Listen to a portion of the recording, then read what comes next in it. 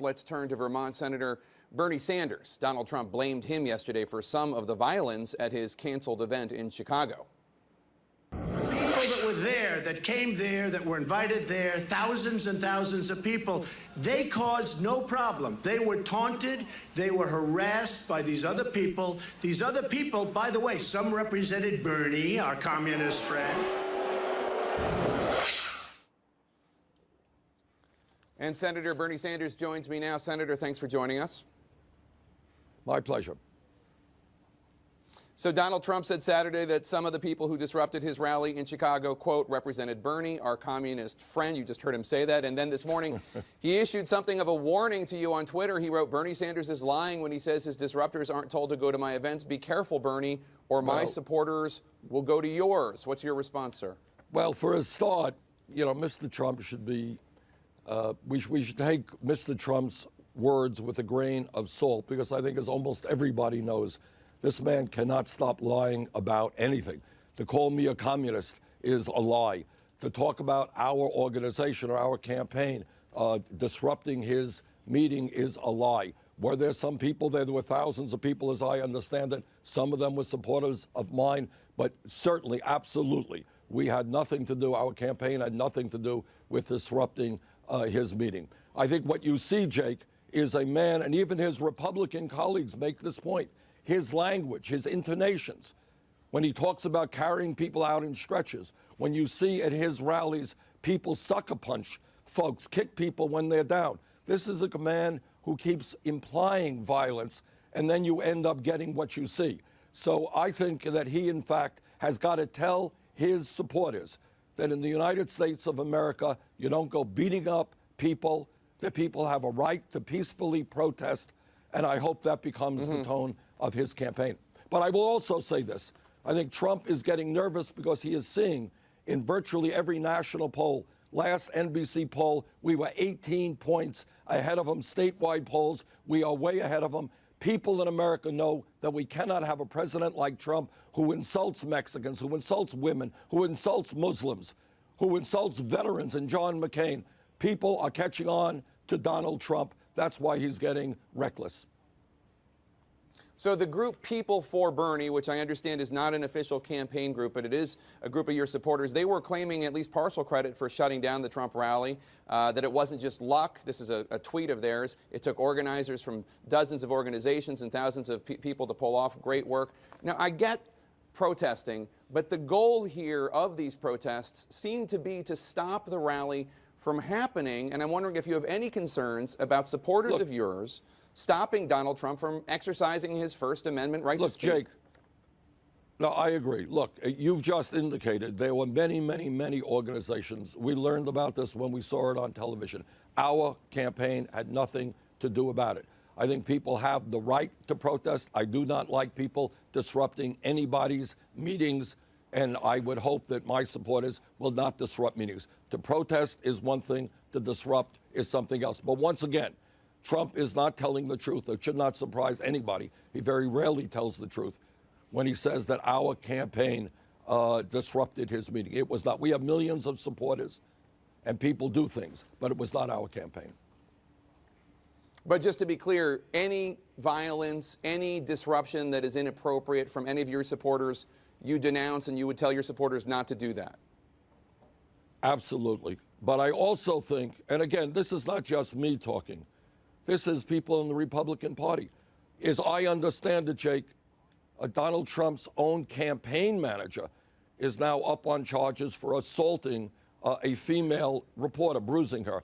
I mean, this is a campaign whose rhetoric, whose people now, because I think of that rhetoric, are leaning too much in the direction of violence. And Trump himself, I think, is the primary cause of this. He has absolutely got to tone it down. Let's turn to the race here in Ohio for the Democratic presidential nomination. Your rival, Hillary Clinton, went after you this weekend on the issue of health care reform. Take a listen. We're going to pull together and stand up against those powerful forces. And I always get a little chuckle when I hear my opponent talking about doing it. Well, I don't know where he was when I was trying to get health care in 93 and 94, standing up against the insurance company, standing up against the drug companies. What's your response? And more broadly, what did you think of Hillary Clinton's management of the health care reform effort in the 90s? Well, I think that, Secretary Clinton is getting a little bit nervous. She lost last week in Michigan. I think she understands that the momentum in this campaign and the energy is with us, and that we have a good chance to win a number of states on Tuesday. By the way, I think we have a photograph out there somewhere of me standing literally right next to Hillary Clinton in her efforts to bring health care reform back in the 1990s. So what she's saying is not entirely accurate. But what I do say, and what I have said throughout this campaign, is that while the Affordable Care Act has done a lot of good, we've got to go further. We have got to join the rest of the industrialized world, guarantee health care to all people, take on the drug companies who are ripping off the American people in an unconscionable way, charging us the highest prices in the world for medicine. 1 out of 5 Americans can't even afford a medicine. So I believe, as I've said throughout this campaign, that health care is a right of all people. We've got to move to a Medicare for all health care system. You won Michigan. You say part of that is because of your position against trade deals that have hurt American workers. NAFTA is obviously a big issue here in Ohio. Is it fair to go after Hillary Clinton for a trade deal that her husband signed into law?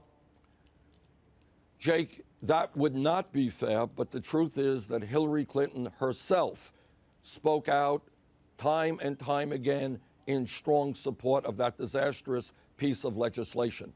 I have helped lead the effort almost from my first days in Congress against NAFTA, later against permanent normal trade relations with China. The facts are, and this has nothing to do with Bill Clinton, the facts are that Hillary Clinton has vigorously supported almost every piece of disastrous trade legislation this country has seen, legislation which has cost us millions of decent paying jobs and led to a race to the bottom. I have opposed those pieces of legislation, helped lead the opposition to them, because I understood that American workers should not be forced to compete against people in Mexico or people in China who are making pennies an hour. That's unfair. If elected president, we are going to bring about major reforms to our trade policies. Corporations are going to start investing in the United States of America, creating jobs here, not in China. Hillary Clinton and I have a strong difference of opinion and a different record regarding trade. Hillary Clinton provoked something of a backlash on Friday from some of her supporters in the LGBT community after she praised Nancy Reagan's work on HIV and AIDS. Take a listen. It may be hard for your viewers to remember how difficult it was for people to talk about HIV/AIDS back in the 1980s. And because of both President and Mrs. Reagan, in particular Mrs. Reagan, we started a national conversation when before nobody would talk about it, nobody wanted to do anything about it. Hillary Clinton has since apologized for those remarks and said it was a mistake. What did you make of that? I just don't know what she was talking about. In fact, that was a very tragic moment in modern American history. There were many, many people who were dying of AIDS. And in fact, there was demand all over this country for President Reagan to start talking about this terrible tragedy. And yet he refused to talk about it while the AIDS epidemic was sweeping this country. So I'm not quite sure where Secretary Clinton got her information. I'm glad she apologized. But the truth is, it was not President Reagan and Nancy Reagan who were leaders in talking about this issue. Quite the contrary. They refused to allow that discussion to take place. They didn't get involved in it while so many fellow Americans were getting sick and dying. You'll permit me one horse race question, sir. Hillary Clinton leads you in pledged delegates by a wider margin than the one Obama led Clinton in 2008. Tell us the path to how you beat her in pledged delegates and win the nomination. What states will you win in a landslide, thus changing the basic calculus? Well, You know, Jake, as you know, a lot of the states that have come up so far, and I should tell you, we have won 9 primaries and caucuses, most of them by very wide margins. Most of the states that came up, and I think where Secretary Clinton has gotten today, most of her delegates are in the Deep South. And we have not done well there. That's absolutely true. We have not done well. But now we're heading into areas of this country where I think we are going to do better. I think we're going to have a good day on Tuesday. I think we're heading out west in the next weeks and months in California. Obviously, a lot of delegates there. State of Washington, state of Oregon. We're going to do well in Montana. I think we're going to do well in Hawaii. And I think we're going to do well in New York State. And adding that up, there are a lot of delegates there. Also, Jake, I would say that as the campaign progresses, and if we do well in a number of states, and if the general sentiment becomes that Bernie Sanders is the candidate who will defeat Donald Trump, and all of the polls, virtually all of the polls, have me doing better against Trump than Hillary Clinton, I think a lot of those superdelegates who are today pledged to Hillary Clinton may say what's most important is defeating Trump or the Republican nominee. Bernie Sanders is the candidate to do that. We're going to swing over to Bernie.